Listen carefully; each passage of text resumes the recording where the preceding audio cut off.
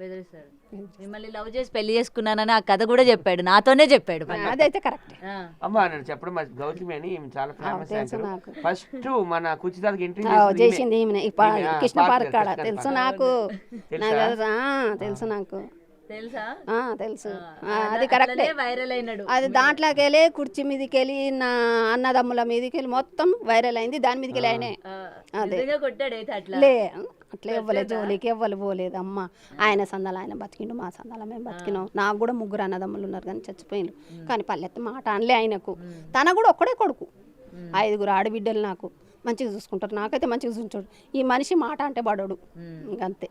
అదే కానీ ఎక్కడికో వెళ్తాడు అనుకున్న వ్యక్తి మళ్ళీ ఇదే విధంగా ఇదే రోడ్ల మీద తిరగడం అన్నది ఆయన్ని అభిమానించే వాళ్ళు చాలా మంది బాధపడ్డారు, ఎందుకు ఈ విధంగా అని చెప్పి. ఆ పాట వచ్చిన ప్రతిసారి ఆయన గుర్తు చేసుకుంటారు.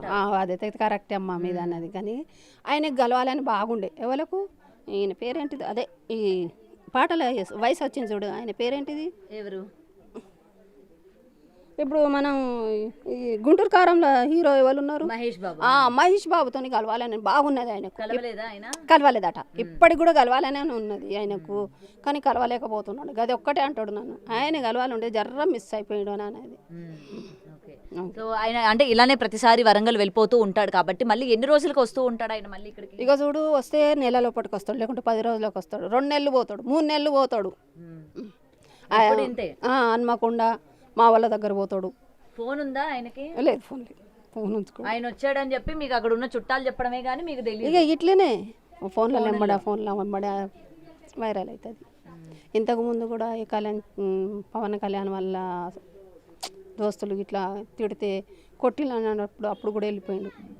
అప్పుడు కూడా వెళ్ళిపోతే ఈ వయసు కిందనే ఆ సారే చెత్తకిచ్చి పంపి దోలుకురమ్మన్నారు. ఇక ఎట్లనే తెలుస్తుందమ్మా. ఇప్పుడైతే ఇంకా వైరల్ అయిపోయింది కదా. కుర్చీ తాత అంటే ఎవరైనా గుర్తుపడతారు. ప్రతి ఒక్క ఫోన్లో వస్తుంది. నా బిడ్డ అదే అంటున్నాను, నువ్వు ఏమనకమ్మ, నువ్వు వెనక ముందు ఏం కాకు, ఏడవకు, ఆయన కాడు అమ్మ కాదు పొద్దు అదే ఆగదు, అసలు నా బిడ్డనే ఆగదు.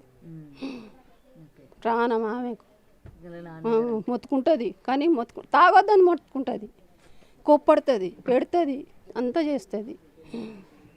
కానీ కనీసం కూతురు మాట కూడా విన్నాడు, భార్య మాట అంటే పోనీ ఎలాగో వినరు, బిడ్డ మాట కూడా విన్నాడు.